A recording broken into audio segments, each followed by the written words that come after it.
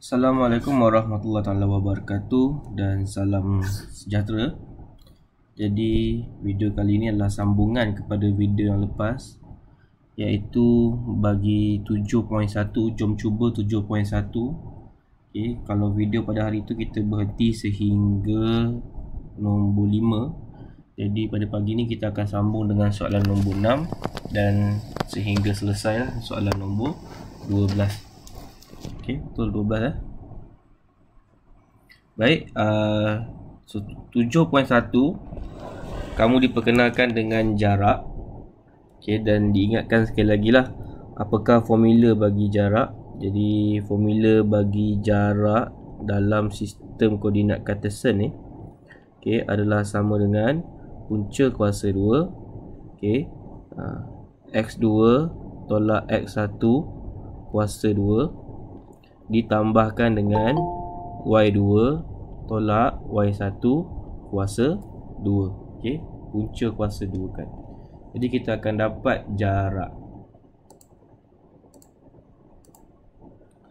Okey, so sambungan daripada soalan 6 sehingga 12 ni masih lagi menggunakan formula ini. Dan diingatkan hari tu bahawa x1 dengan x2 kita boleh label yang mana-mana sahaja. Cuma kita kena pastikan bagi koordinat, sekiranya koordinat itu dilabelkan sebagai x1, maka nilai y dia mestilah dilabelkan sebagai y1. Okey. Dan satu lagi adalah kamu juga telah diingatkan dengan jarak mencancang dengan jarak mengufuk. Okey, mencancang atau bahasa Inggerisnya adalah vertical, iaitu menegak. Okey, manakala mengufuk adalah melintang, ataupun dalam bahasa Inggerisnya adalah horizontal. Okey, so untuk soalan nombor 6, kita mulakan dengan soalan nombor 6. Tentukan jarak KL jika K22 dan L berada pada paksi X dengan jarak 7 unit ke kanan dari paksi Y. Okey, sekarang ni bila kita nak cari jarak, kita kena ada dua koordinat. Sekarang kita hanya ada koordinat K sahaja, iaitu 2. Okey, jadi apakah koordinat L?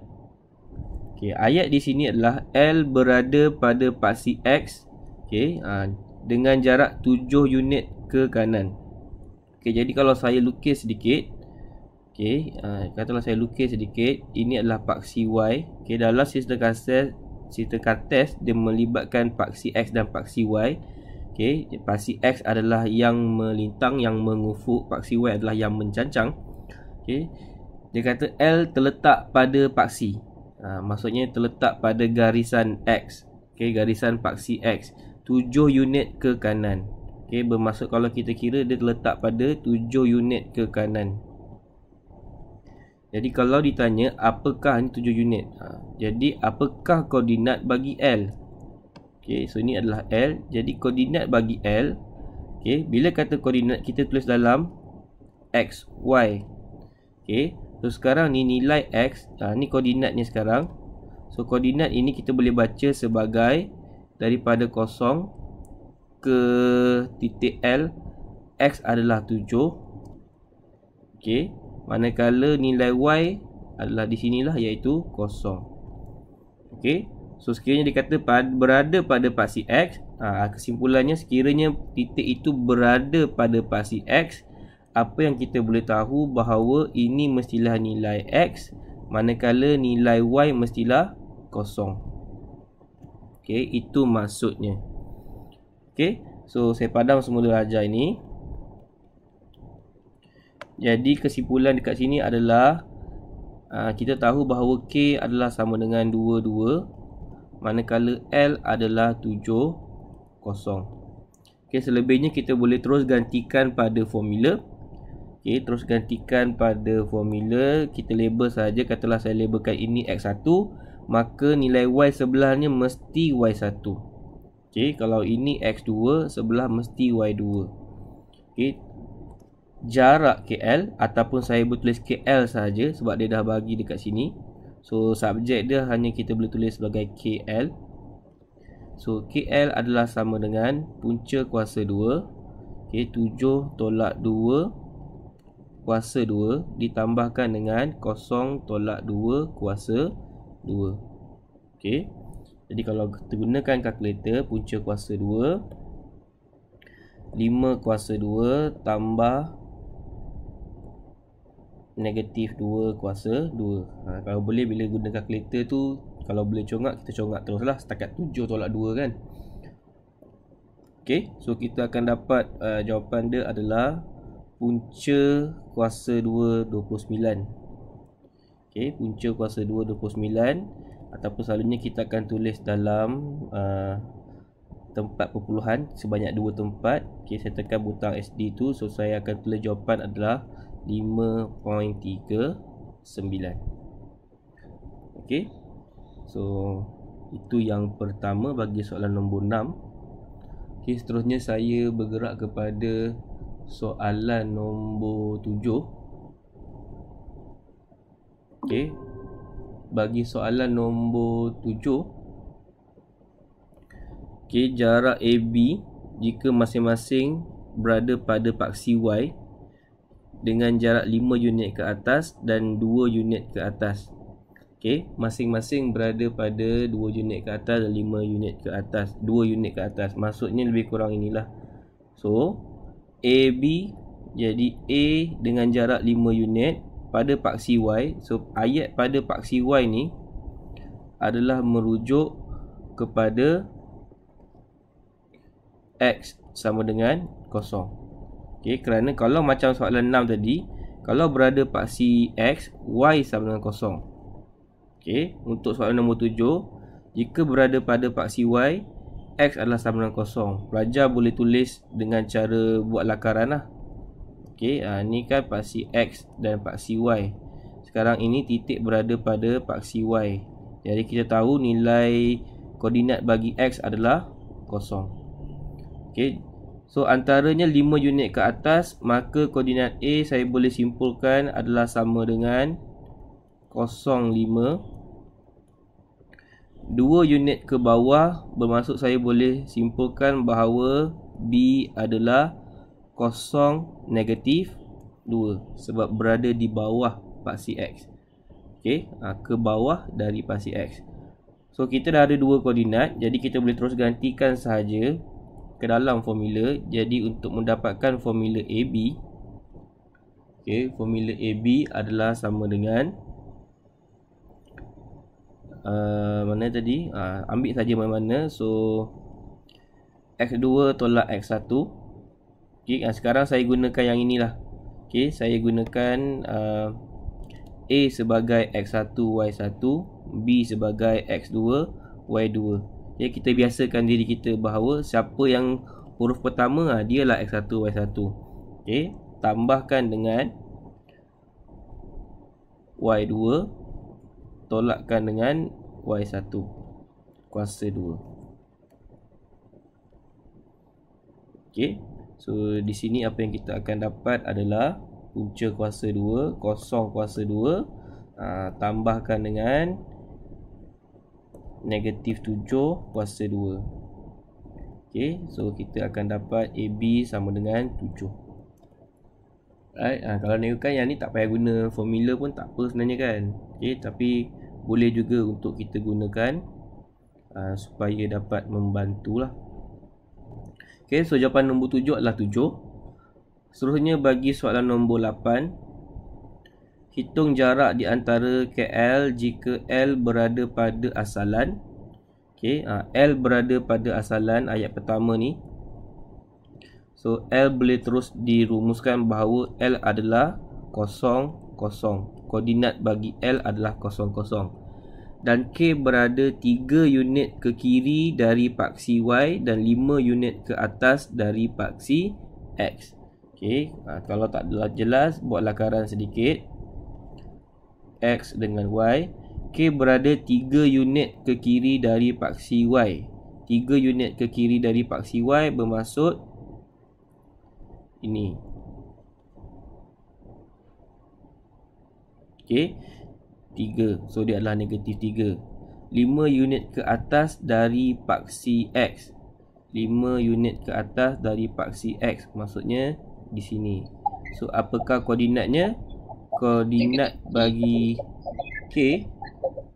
Okay, koordinat bagi K adalah sama dengan Saya tulis dekat tepi iaitu negatif 3, 5. Okey, 3 unit ke kiri, 5 unit ke atas. Okey. So, untuk dapatkan koordinat jarak KL, okey, so jarak KL sama dengan punca kuasa 2. Okey, so saya katalah saya gunakan ini adalah X1, Y1, ini X2, Y2. Terbalik pun tak apa, tak ada masalah. Yang penting sepasang. Okey. Jadi 0 tolak negatif 3 kuasa 2 ditambahkan dengan 0 tolak 5 kuasa 2. Okey. Jadi pada kalkulator 0 tolak negatif 3 bermaksud 0 tambah 3. 0 tambah 3 adalah 3 lah. 3 kuasa 2 ditambahkan dengan negatif 5 kuasa 2. Okey, jadi kita akan dapat punca kuasa 2 34 ataupun kita boleh tulis sebagai 5.83. Okey, jadi itu adalah jarak bagi KL. Okey. So seterusnya soalan nombor 9. So 6, 7, 8 ni sebenarnya lebih kurang saja. Right. Seterusnya kita pergi kepada soalan nombor 9, dia lain sikit. Okey, bagi soalan nombor 9, tentukan nilai A dan B berdasarkan maklumat dalam rajah di bawah. Okey, kali ni dia dah bermain sedikit dengan formula lah. So A itu di mana antaranya adalah yang kita boleh dapatkan, okey, adalah yang ini. Kita tahu ini adalah 52. Bermaksud ini 5.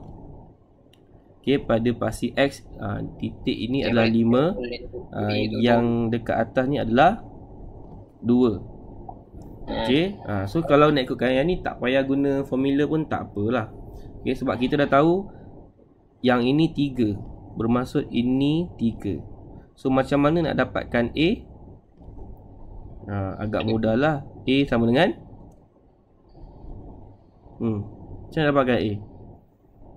Daripada sini sampai sini 5. Okay, daripada A sampai titik tu adalah 3.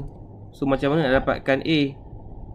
5 tolak 3. 5 tolak 3. Jadi A adalah sama dengan 2. Okey, seterusnya daripada O ke B, daripada asalan ke B, kita tak tahulah, itu yang kita nak cari. Daripada O ke B kita nak cari, tetapi kita dah tahu daripada O ke titik 2 ni adalah 2. Okey, daripada 2 ke B ni adalah 5. Maksudnya B adalah sama dengan 2 tambah 5. Yang ni mudahlah. So B adalah 7. Dia suruh tentukan nilai A dan B. Kalau dia minta koordinat, kamu tak boleh bagi macam ni. Okay, kalau dia soalan tanyalah, nyatakan koordinat A dan B, tu lain tapi sekarang dia kata nyatakan nilai A dan B, tentukan nilai A, B lain. Kalau dia minta koordinat, jawapan mesti ditulis dalam bentuk koordinat. Okay, so kena hati-hatilah dengan arahan soalan. Baik, itu adalah soalan nombor 9. Okay, tak perlu nak gunakan formula. Okay, bila gambar ni maksudnya kita kena berfikir je lah secara kreatif dan kritis. Okay, bagi soalan nombor 10, diberi jarak mencancang dari titik V yang terletak di utara. Dah kena tahulah apa tu utara selatan kan. So saya rasa masing-masing dah belajar geografi, tahulah bahawa utara tu berada di sebelah atas kan. Okay, so terletak di utara titik W ialah 4. Tentukan koordinat W jika koordinat V ialah, okey, bermaksud kat sini jarak mencancang. Mencancang tadi bermaksud menegak. Okey, yang terletak di utara titik W. Okey, bermaksud sekarang ni V dengan W, siapa atas, siapa bawah. Katalah saya ada 2 titik di sini. Siapa yang berada di atas, siapa yang berada di bawah. Okey, yang ni mudah lah. Okey, tak apalah kalau tak faham. V yang terletak di utara titik W, maksudnya ini W, V terletak di utara, jadi V di atas sebenarnya. Okey. Tentukan koordinat. Okey, dan dia bagi tahu lah ini 4. Tentukan koordinat W jika koordinat V ialah 4, 3. Okey, so untuk soalan A, kalau dia 4, negatif 3, okey, dan dia berada mencancang. Okey, so apa yang saya boleh katakan bahawa nilai apakah yang akan berkurang? Ini sebenarnya nilai apakah yang akan berkurang? Adakah nilai X ataupun nilai Y? Okey, tak nampak kan? Tak nampak, kita buat eksperimen lah.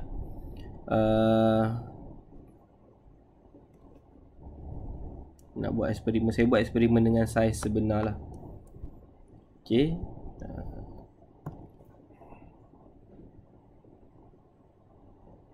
Kita cuba fahamkan dengan saiz sebenar.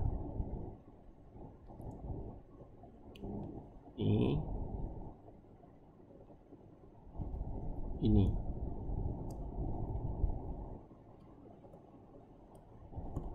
Okey. So 4 berada di sini. Ini 4. Negatif 3 berada di sini. Okey, 1 2 3 4, 1 2 3. So koordinat V berada di sini. So ini adalah koordinat V, iaitu 4 negatif 3. Okey, dan dia kata W, okey, V berada di utara W, bermaksudnya W berada di bawah. 1 2 3 4, jadi W di sini. So sekarang apakah koordinat W? So koordinat W adalah 4. Y dia adalah di sini. Negatif 3, negatif 4, negatif 5, negatif 6, negatif 7. Jadi koordinat W adalah 4, negatif 7. Okey. So kesimpulannya, sekiranya titik itu berada pada garisan mencancang, bermaksud nilai X dikekalkan. Okey. Jadi kalau kita nak buat cara kerja tadi, macam mana nak dapatkan koordinat W? Okey, nak dapatkan koordinat W untuk soalan A agak mudahlah. Jadi untuk soalan A, katalah saya tulis kat tepi. Jadi untuk soalan A kan, untuk soalan A, untuk dapatkan koordinat W, dia adalah sama dengan X kekal, tetapi nilai Y itu ditolakkan dengan 4. Lepas tu kita dapat 4 negatif 7. Okey. So kita boleh gunakan cara yang sama untuk soalan B, C dan D. Maka kalau untuk soalan B, untuk dapatkan koordinat W adalah sama dengan 2 dikekalkan, negatif 5 kena tolak 4. Jadi untuk soalan B adalah jawapannya 2 negatif 9. Okey, cara lain, kalau pelajar tak nak buat seperti yang ada cara kerja tu, buat lakaran lah, seperti sebelah kiri. Okey, tapi yang sebelah kanan lagi mudah lah. Cuma kita kena faham konsep sahaja. Okey, so untuk soalan C, koordinat W adalah koordinat X. Nilai X itu dikekalkan 5, tapi nilai Y perlu ditolakkan dengan 4. Okey, jadi W adalah sama dengan 5 negatif 6. Dan yang terakhir untuk soalan D, okey, apakah koordinat bagi W? Sekiranya V sama dengan 0, negatif 4. So negatif 4 tolak 4, jadi W adalah 0, negatif 8. Okey, so apa yang cuba disimpulkan, kenapa dia tulis sampai kebat? Sebab dia nak pelajar nilai bahawa sekiranya satu garis itu berada dalam keadaan mencancang. Sekiranya dua koordinat itu berada dalam keadaan mencancang, nilai sekiranya dua koordinat itu berada dalam keadaan mencancang, maka nilai X dikekalkan. Okey. Tadi macam soalan 6, 7, 8 sekiranya titik itu berada pada paksi X. Okey, sekiranya titik itu berada pada paksi X bermaksud nilai Y sama dengan kosong. X ada nilai, Y kosong.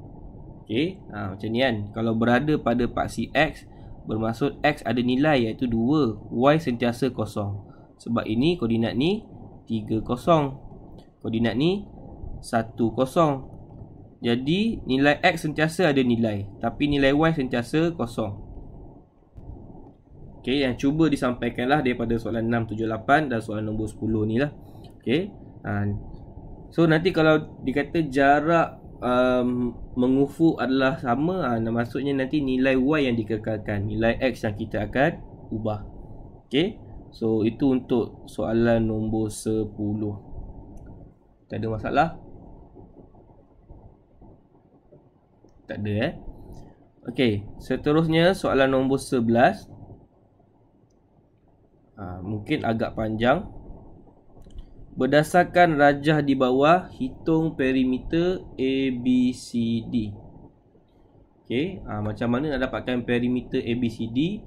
Bermaksud kita kenalah cari jarak AB, kenalah cari jarak BC, kenalah cari jarak CD, kenalah cari jarak AD. Okey. So kenapa ni? So untuk soalan nombor 11, kita mulakan dengan mencari jarak AB. Okey, tapi sebelum tu saya labelkan dahululah koordinat bagi setiap titik. So yang pertama untuk koordinat A. Apakah koordinat bagi A? 1, 3. Sentiasa dibaca nilai X dahulu diikuti dengan Y. Apakah koordinat bagi B? Adalah 4, 7. Koordinat bagi C adalah 6, 3. Dan koordinat bagi D adalah 3, 1. Silap tulis. Koordinat bagi D adalah 3, 1. Okey. So buat satu-satu. Mula-mula dapatkan dulu jarak AB. So jarak AB adalah sama dengan, okey, saya dah tak label, saya terus buat penggantian sahaja. Okey, punca kuasa 2 4 tolak 1 kuasa 2 tambahkan dengan 7 tolak 3 kuasa 2. Okey, dengan menggunakan formula lah. Nak kena pakai pembaris juga ni. Saya ingat, tak apalah. Okey, so AB adalah sama dengan punca kuasa 2, 3 kuasa 2 tambah 4 kuasa 2. So AB adalah sama dengan 5.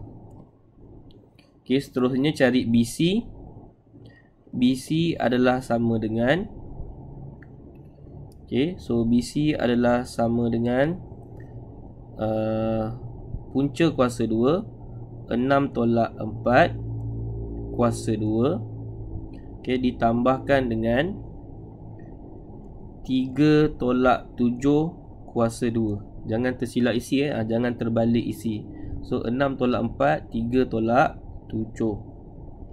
Okey, jadi dari situ adalah punca kuasa 2 6 tolak 4, 2 kuasa 2 tambahkan dengan 3 tolak 7 adalah negatif 4 kuasa 2. Okey, jadi BC adalah sama dengan 4.47. 4.47.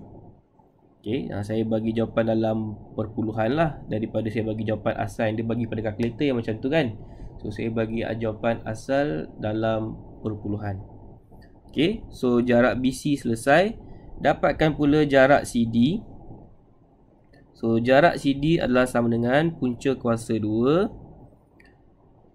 Okey, 3 tolak 6 kuasa 2 ditambahkan dengan 1 tolak 3 kuasa 2. Okey, punca kuasa 2 kan. Jadi kita akan dapat punca kuasa 2, 3 tolak 6 adalah negatif 3 kuasa 2 ditambahkan dengan 1 tolak 3 adalah negatif 2 kuasa 2. Okey, 3 tolak 6 negatif 3, 1 tolak 3 negatif 2. Maka jawapan dia adalah punca kuasa 2 13 ataupun boleh ditulis sebagai 3.61. So 3.61. Okey, dan yang terakhir, apakah jarak bagi DA ataupun AD? Sama sahaja. Okey, so punca kuasa 2 3 tolak 1 kuasa 2 tambahkan dengan 1 tolak 3 kuasa 2. Okey, hati-hati dengan bracket. Pastikan bracket yang kamu tulis tu cukup. Nah, jangan lebih, jangan kurang. Okey, dua-dua salah. So 3 tolak 1 adalah 2 kuasa 2 ditambahkan dengan 1 tolak 3 adalah negatif 2 kuasa 2. Okey, so dia adalah 2.83. Okay, tetapi soalan belum selesai kerana soalan minta untuk kita hitungkan perimeter. Jadi perimeter kita akan tambahkan semua. So perimeter adalah sama dengan 5 tambah 4.47 tambahkan dengan 3.61 tambahkan dengan 2.83. Okey, 5 tambah 4.47 tambah 3.61 tambahkan dengan 2.83. Okey, so kita akan dapat 15.91. So itu adalah perimeter bagi nombor 11 lah. Okey, ABCD. Okey, so ini adalah keseluruhan cara kerja bagi soalan nombor 11. Baik, jadi seterusnya kita pergi kepada soalan yang terakhir bagi jom cuba 7.1. Kita ada masa banyak lagi ni. Okey, iaitu soalan nombor 12. Okey, segitiga ABC mempunyai bucu A negatif 2 negatif 1, B negatif 2 5, C 1 negatif 1. Hitung perimeter bagi segitiga itu. Okey, so kalau kamu tengok soalan nombor 12, dia sama je macam soalan nombor 11. Bezanya adalah dia tak tulis dalam bentuk satah Cartesian tu. Dia bagi nilai sahaja. Okey, so perimeter yang dimasukkan kita ikut saja urutan iaitu ABC. So bila kata ABC, gambar dia mestilah katalah ada A, B, C. Sebab segala poligon mestilah dilabelkan sama ada mengikut arah jam ataupun arah lawan jam. Jadi A, B, C maksudnya A pergi ke B, B pergi ke C, C pergi ke A. Jadi untuk mendapatkan perimeter bagi segitiga tersebut, okay, so untuk dapatkan perimeter adalah sama dengan AB tambah BC tambahkan dengan CA. Okey, so itu cara kerjanya lah. So kita dapatkan satu-satu. Okey, mula-mula untuk mendapatkan jarak AB. So jarak AB adalah sama dengan punca kuasa 2. Okey, negatif 2 tolak negatif 2 kuasa 2. Okey, ni saya nak share lah. Termasuklah sehingga SPM nanti, sekiranya kamu tersilap bilangan kurungan dekat sini, sepatutnya kena ada 2 kurungan, tetapi selalunya apa yang berlaku adalah ini. Okey, ini merupakan antara kesilapan yang pelajar lakukan dan selalunya akan dihukum lah dengan diberi kesalahan. Okey, walaupun pelajar dapat tahu macam mana nak ganti, tetapi sebab tersilap bilangan kurungan, maka cara kerja itu adalah salah. So apa cara nak betulkan? Okey, so kita tulis dahulu. Contohnya macam soalan ini. So x2 tolak y1, x2 tolak x1 adalah sama dengan negatif 2 tolak negatif 2. Okey, negatif 2 tolak negatif 2. Tulis yang itu dulu. Dah tulis, baru kita kurungkan kiri kanan, tulis kuasa 2. Selalunya kalau tulis dalam macam ni, pelajar dia dapatlah sikit. Dia jaranglah salah. Okey, dengan bilangan kurungan. So, ditambahkan dengan Y2 tolak Y1. So, 5 tolak negatif 1 kuasa 2. Nampak cara tulis tu? Okey, punca kuasa 2. So, pada kalkulator, kalau dia tak confirm, salin je lah balik semua. Okey, buka kurungan negatif 2 tolak kurungan negatif 2 tutup kurungan kuasa 2. Okey, ataupun dia sebenarnya adalah kosong je sebab negatif 2 tambah 2 kosong. Okey, tapi kalau tak confident, boleh je tulis macam ni, tak ada masalah. Buka kurungan 5 tolak negatif 1 tutup kurungan 2 kali kuasa 2. Okey, pelajar boleh tulis penuh ataupun congak saja. Jadi kita akan dapat AB adalah sama dengan 6. Okey, so itu AB.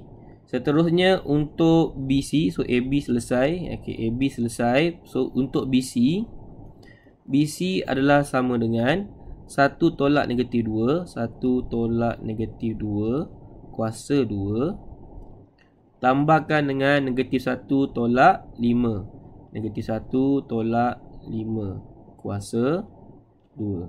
Okey, jangan lupa dipunca kuasa 2 kan. So, yang ni saya gunakan congak sikit. 1 tolak negatif 2 bermaksud 1 tambah 2, iaitu 3 kuasa 2. Okey, negatif 1 tolak 5 bermaksud negatif 6 kuasa 2. Jadi, jawapan untuk BC adalah 6.71. 6.71. Okey.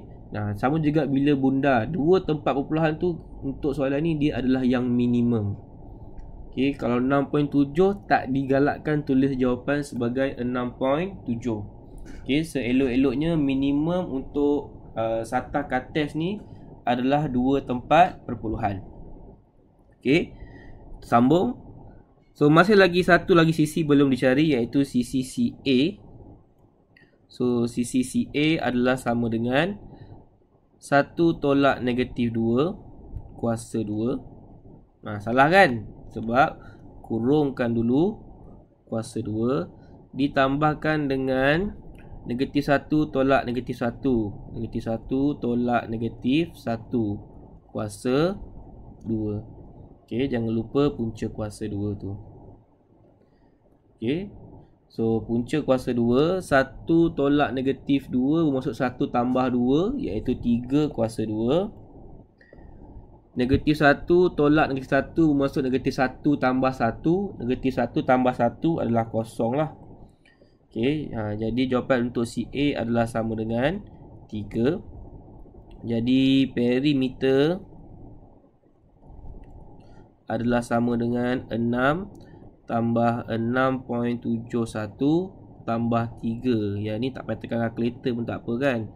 6 tambah 6 12 tambah 3 15. So 15.71. Okey, dan unit adalah unit.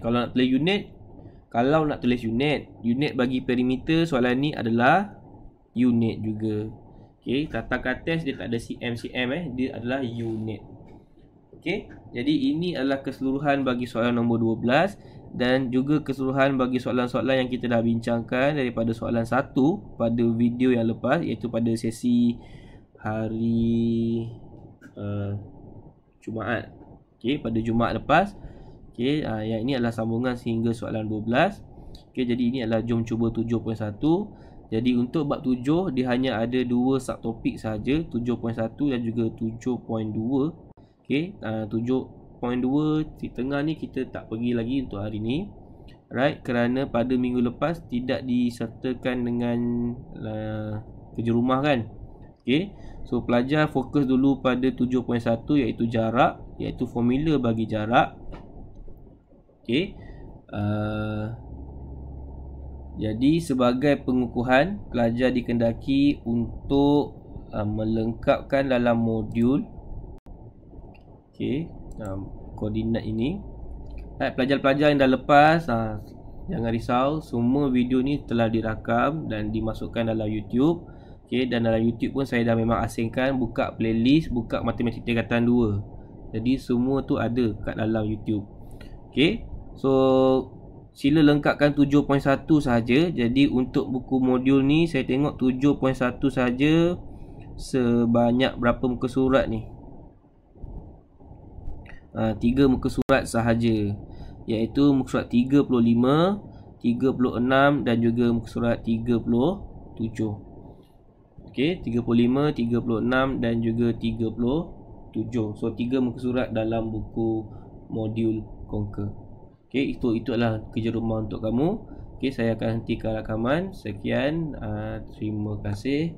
Assalamualaikum warahmatullahi taala wabarakatuh.